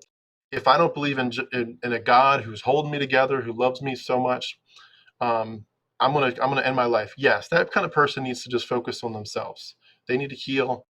But when you're stable and you're steady and you're like, okay, I want to be a student, I want to be a Renaissance person, I want to just understand my life and claim my identity with the most truth and the least lies, the fewest lies, least deception as possible. I want to be the best person I can be with the most truth in my worldview. Those kind of people, they need people who are like you, equipped, who have skills. I can tell you've got a lot of skills. We probably haven't touched on a lot of them yet, but you've got skills that can take some of this information and adapt it in ways that can actually, touch people. Even I admire some of your skills because I'm not a musician. I wish I were. But like the skills that a musician has to be able to influence some of these discussions is almost overpowering, the way that you could change some of these conversations. What would you want to do someday with your background to make a difference? Yeah, it's very interesting because there was probably 3 years where, like, when I was saying I was posting all that stuff, where, I mean, I would talk about this stuff for hours with anyone who wanted to listen. I would argue with anytime I saw a Christian post, I'd bring up why they were wrong and like make articulate points and stuff. But one thing that I've realized is that for anyone that is a Christian, and I won't say anyone because I don't like dealing in absolutes, but for, let's say, almost anyone, they are coming from the point of view that, all right, God exists and is real. And so now any evidence or anything that's presented to me has to fit in with, because my baseline is that God exists. And the only way you can really truly get someone to start to listen to your ideas and to start the deconversion process is the people that are willing to break open that baseline of, okay, God does exist. And that's even what happened to me, starting from the actual square one of, I don't know, like, let's start from the actual square one of, like, I have no idea what is actually true. Let's see what we can build up. So I would like to be able to, like, talk to more people about this. It's also, okay, so, like, for my mom, like, I don't try to convert my mom anymore. I used to always try to. She's in her 60s, and she's already as liberal as it gets when it comes to Christianity. She doesn't believe in a literal hell. She doesn't ever try to, like, she basically just prays and, like, goes to church and stuff, but she doesn't believe a lot of the things the church teaches either.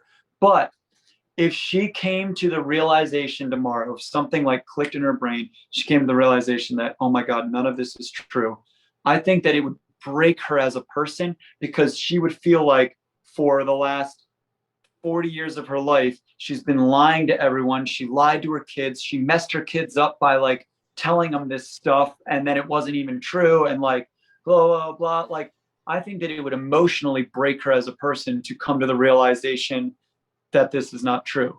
And I think that there are a lot of people that are that way, that, like, if, like, for me, I'm lucky enough that, like, I could come to the realization and be fine, but I also know how it felt, how devastating it was. And I was only 21, 22. Imagine being in your 60s and your whole life has been devoted to looking at the world through this lens, and now your life is almost over and you realize, like, oh my God, I was conned. Like, that, I think that that's very real. And so, like, I used to want to deconvert everyone, and now my goal would be more to, like, not have kids be converted in the first place, if that makes sense. Because I think that there's some people that have built certain neural pathways and strengthened them over time, that, like, shattering those, like, it might have a very detrimental effect on their mental health, and rightly so.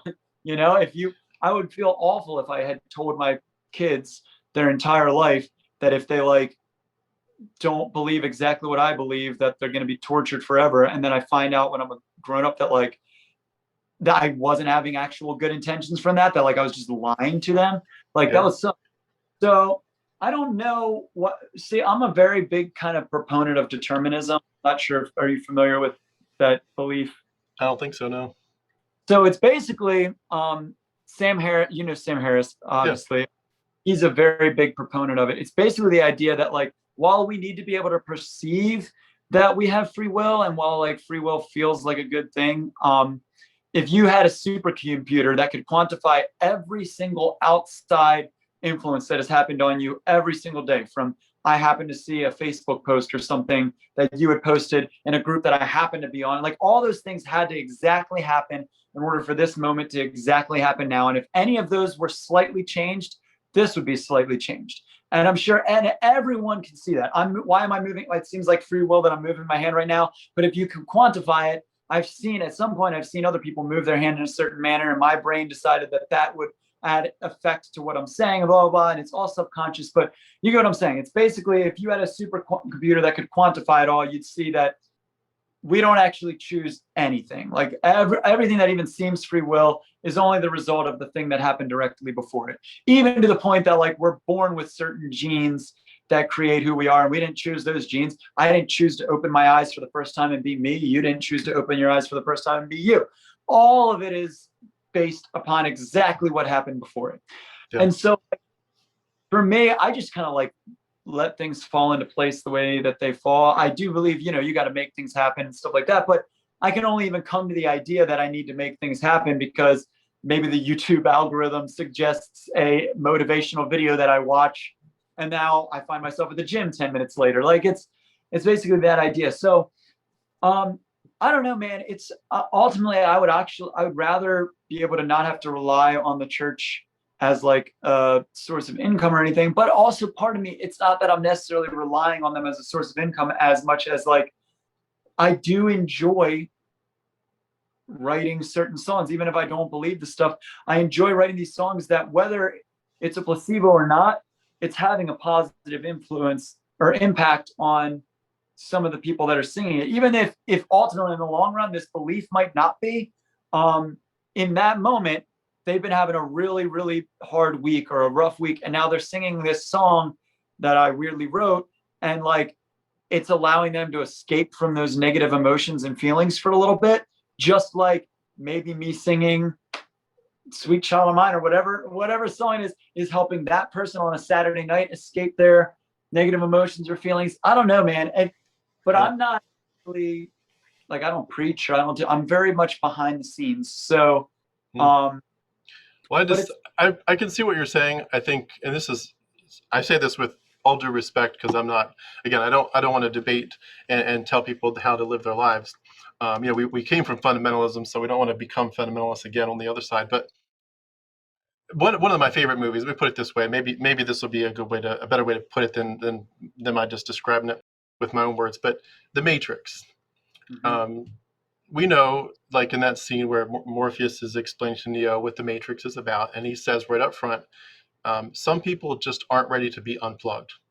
And if you unplug them when they're not ready to be unplugged, it's actually dangerous. And I think that's your point. There some people just it's not time. Mhm. And I totally agree. There's some people where they're not mentally stable enough or emotionally stable enough to take the reality that they have been living a delusion. Granted, absolutely. But overall, if I look back at the path of my life, I would want to be someone that more times than not was known as someone who was helping people escape these pods. Remember the pod scene where Yeah, Neo yeah, yeah. gets pulled out and he looks out and he sees thousands of them. I'd want to be known more often than not as someone that was helping people escape while still respecting the fact that some people, that's too dangerous right now. They're not ready to escape. And to respect people too, to say, hey, I will tell you, you are in a matrix, you are stuck in a pod, you are in a delusion. That is the truth. And I'm okay going that far with you, but I also respect if you choose to stay in it, or, like that bad guy was named Cypher, if you choose to try to get plugged back in, if you really want the matrix, it's your choice, your life. If you want to stay in it, fine. But I'll at least give you the information to say, hey, there is a blue pill and a red pill. Your call. I guess I'm really strong on that, and I think the thing that gets me is I keep going back to it, but it's the kids. The kids were so precious. Obviously, to us all, Christians included, but they're so precious, but they're also so innocent. They're so able to be deluded, deceived, and the manipulation that can occur. And we're all, I mean, we see it even as adults. We are desperate for answers. We want to know what's going on in this world. We're desperate for rewards. We want to be like, hey, I did something good, so what do I get for it? We want a sense of resolution, like, hey, the situation was bad, so how does it become good? We want a sense of justice, like somebody hurt me. How does this get how does this get evened out? Including forgiveness, but just especially with crimes, we want justice. We want to know that there's some kind of future. We want to hope. We want to think, like, if I die today, that there's something better coming ahead of me. Like, that's just humanness. We even though none of it implies religion or not religion, there's part of us that just wants these things. We want answers. We want hope. We want love. We want connection. We want stability. We want resolution and justice. But the kids, they want that too, even though they couldn't articulate it that way, but they want these things. And when you fill in the blanks for them and say, yeah, you have all these, so to speak, holes in your heart, and it's a God-shaped hole, and God fills all these answers. He's the one that gives you meaning, hope, purpose. The kids just eat it up. And especially when you put it in the context of hey, this music, can't you feel God moving? And especially with little kids, like, hey, look at these beautiful stories, these books, these toys.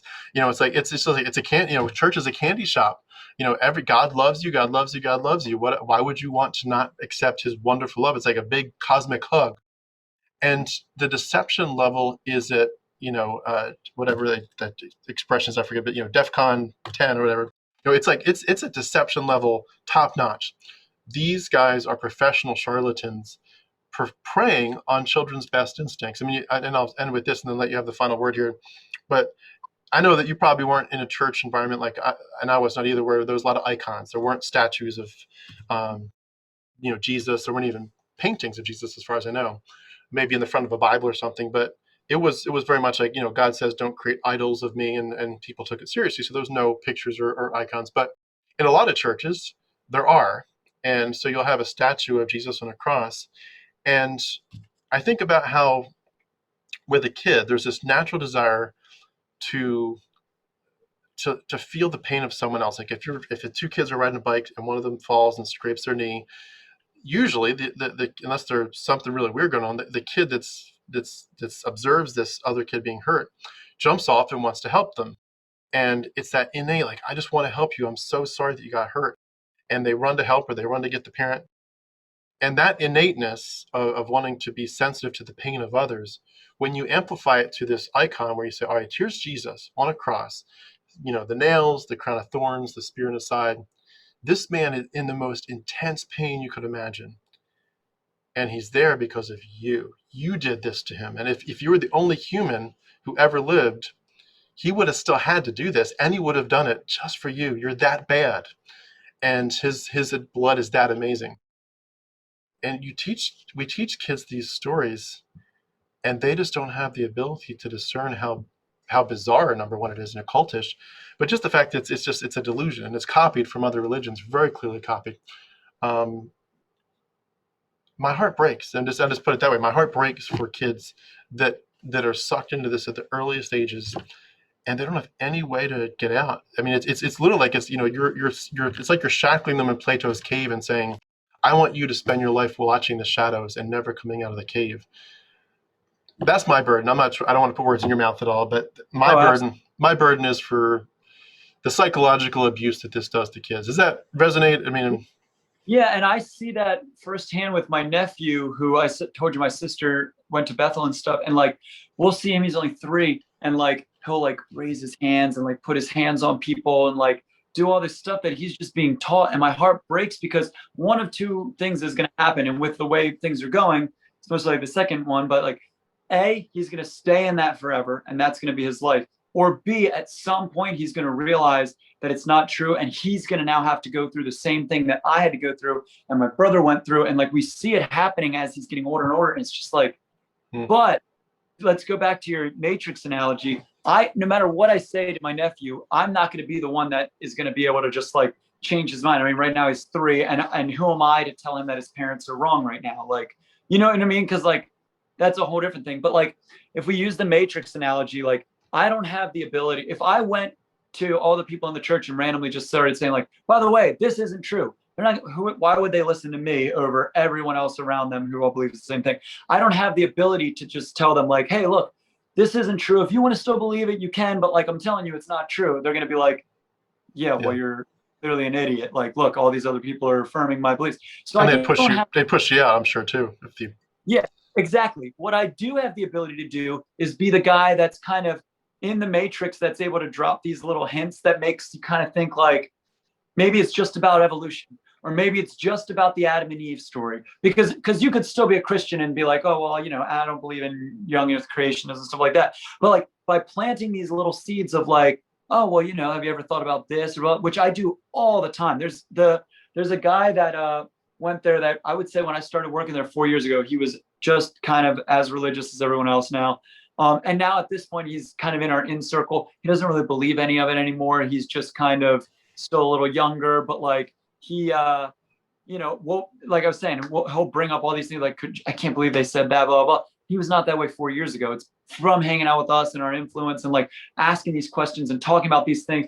I'll bring up like, do you know what the Council of Nicaea is? And he's like, no. And then I'll talk to him about it and be like, well, you should probably know what this is, like, and stuff like that. So I totally I like the Matrix analogy and stuff, but like, no matter what, I don't have the ability to just change somebody's mind like that. Unless it's somebody that's already kind of like wants to have a discussion about these things. I do have the ability to either A, be the kindest atheist that these people ever met, or B, plant these little seeds that might over time slowly start to show them like, oh, well, I never thought about that way before. That's interesting. And then they go on their day, but then when something else happens, they're going to come back to the thought that they had with the conversation they had with me. And maybe, you know what I mean? So it's more about planting. It's kind of just like a lot of Christians do, where they plant the seeds rather than just trying to convert right away. But I feel like that's kind of where I've been. And the fact that like the pastor has said things to me about like being a genuine person and stuff, like I want to lead by example. And ultimately, whether I was in that building or not in that building, those same children are going to be preached to in a certain way. Like I said, I'm not bringing anyone to the church. Yeah, and ironically, they always have a way to explain your situation. Number one, they're probably hopeful that you'll come to Christ or back to Christ. And number two, certainly from a Calvinistic perspective, if that's their background, they can say, number one, if you're really someone that God chose before the foundation of the world, either He will bring you to Christ when the time is right, and just use your unfortunate atheistic stint as a way to help you repent better, and be more to give God more glory. Say, look, God, I was in, and then I got all the way out, and then you brought me back. What a glorious testimony. They can see it that way, or they'll just see it too if they're truly Calvinists. Is if you're not elect, I mean, what can we do? If God didn't elect you, you can't. You could be in the flames of hell burning. If God didn't elect you, you're not going to turn to Him, and that's just pure Calvinism. But I hear you, and I think it's awesome that you can still shine a light.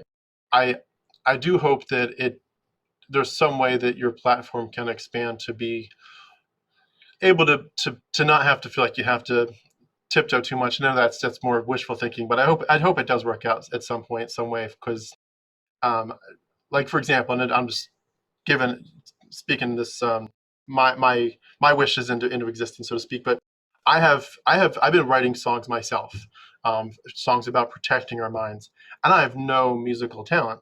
I've always thought like I would love to find some way to connect my lyrics and my songs that I make up to someone with your kind of talent.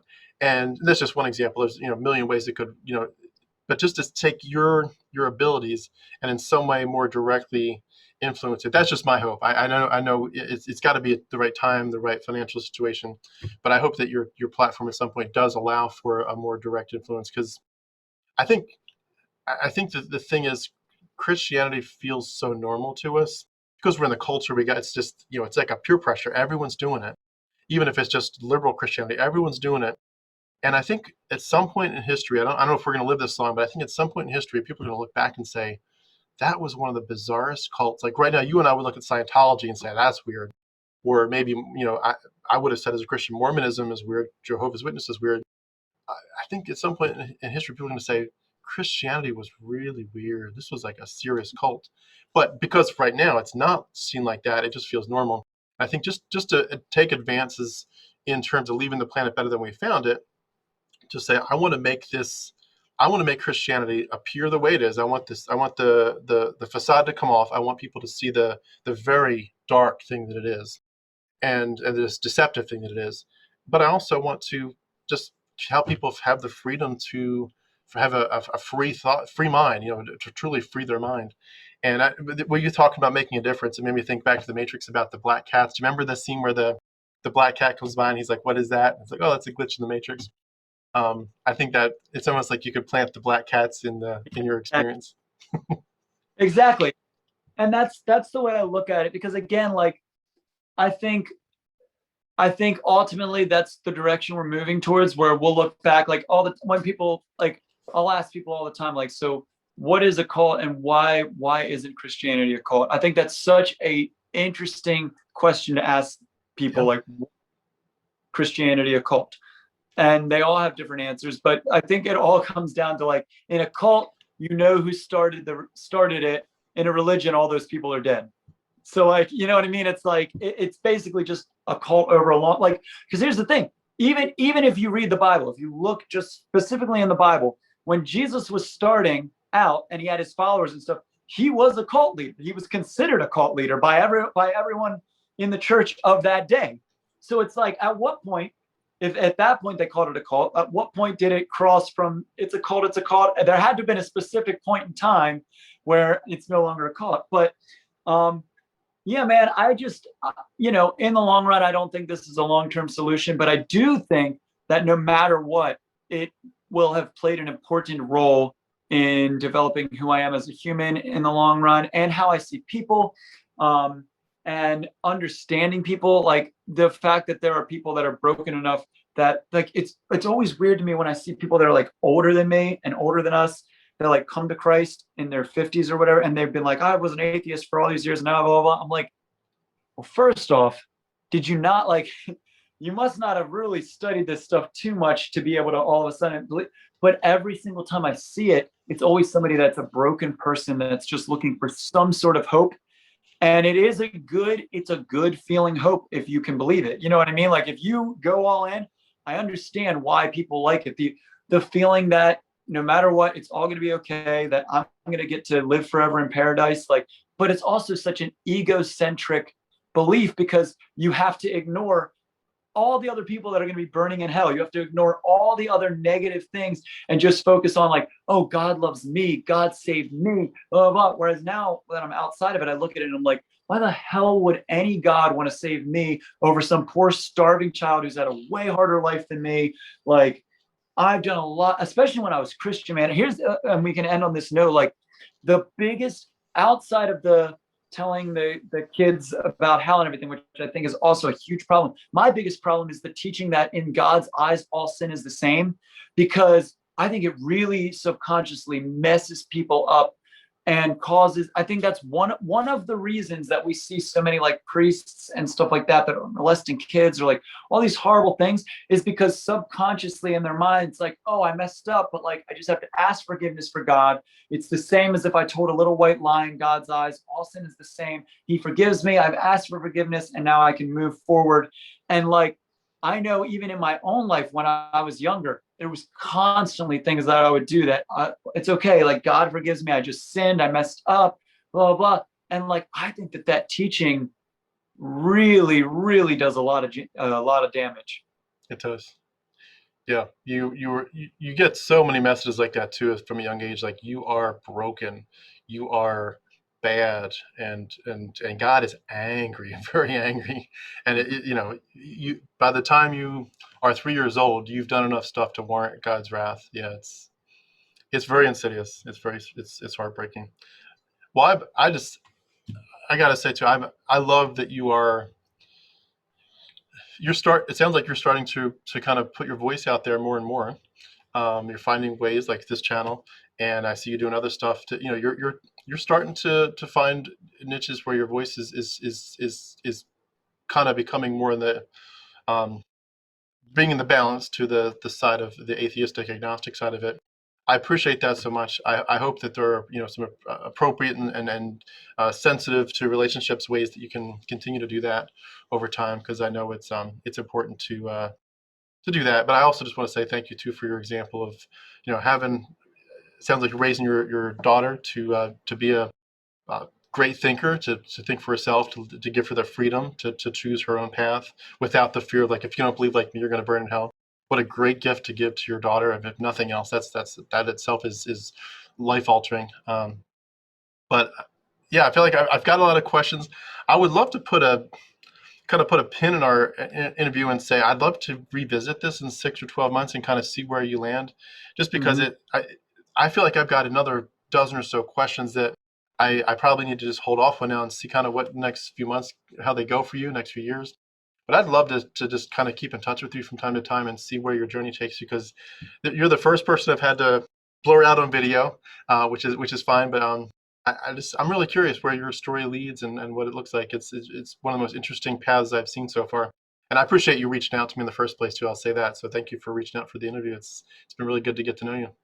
Yeah, man, definitely. I appreciate you talking to me. I would love to even just to like delve deeper into like the problems I have with Christianity, as far as like, let's talk specifically about, these stories and stuff, because this is stuff that I studied for years as a Christian in school and out of school, and then studied for many years afterwards as not a Christian. And so I find that and I'm sure you're the same way, you have such a unique perspective as to like, well, this is what I believe now, but I understand why this person feels and thinks this way because I know what that feels like. Like I've talked to people that have been pretty much atheists their whole life, and they're like, I don't even understand. Like, it doesn't make sense to them how someone could choose to believe that. And I'm like, I get that, but like when you're in it, like I felt it. There's been so many times where you feel it and you're like, that's clearly God. And then looking back, you're like, oh, it wasn't. But at the time, it feels so real. So yeah, man, we'll definitely talk again, and I look forward to it. And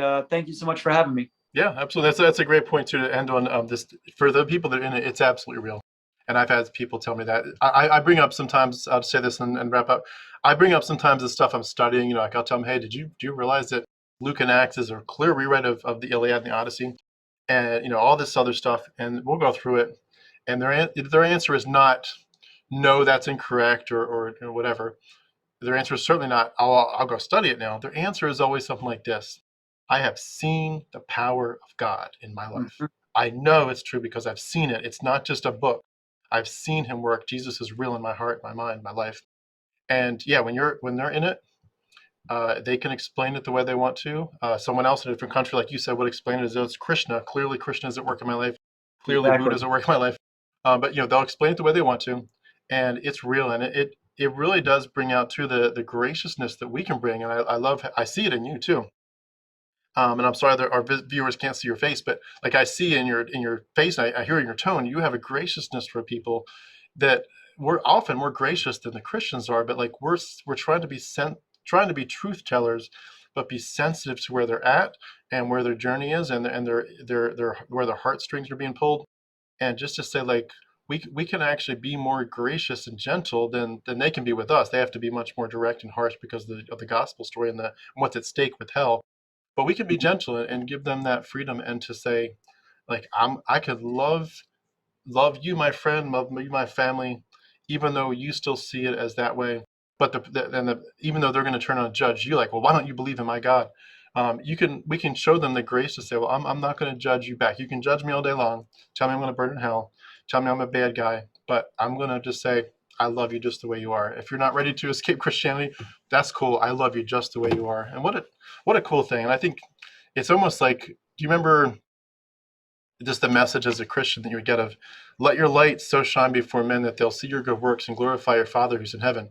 Like, just shine so much. I remember that, I think it's DC Talk, like it's Shine or DC Talk or Newsboys, but No, boys, shine, what is yeah. it? The Newsboys, yeah. Newsboys? Shine for what you got. Yeah. Yeah, make them wish that they were not on the outside looking in, and just, it's almost like it reverses, it switches, and it's like now we're realizing that they are the ones in the darkness. And we're just we're not necessarily saying we've got light, but we know where the darkness is, and then we know that they're in it, and we want to help them to be able to just take their first breath and use their eyes for the first time to borrow the matrix again. But anyway, thank you so much. This has been awesome. I'm sorry I couldn't use your name, and I certainly hope that this stays respectful to your family and to your work situation. I definitely want to craft things in a way that people feel comfortable with. But for what we've done, I love working with your story, and I love hearing it. Thank you for what you're doing, and hope it works out really well. Definitely, man, and that ties back to that's kind of what I'm doing right now as far as like the shining thing is. Like, I'm not here to deconvert anybody or anything right now because I know that I can't. But what I can do is just kind of be an example and maybe change their view on how they've viewed atheists, because every atheist they've met so far has been a negative interaction. So Hmm. if I can be a positive one, cool. Yeah, absolutely. Well, I definitely see it. So hopefully that continues and just gets bigger and bigger. Thank you so much. It's been awesome to get to know you. I look forward to the next time. Yeah, man, I'll talk to you soon. Thank you.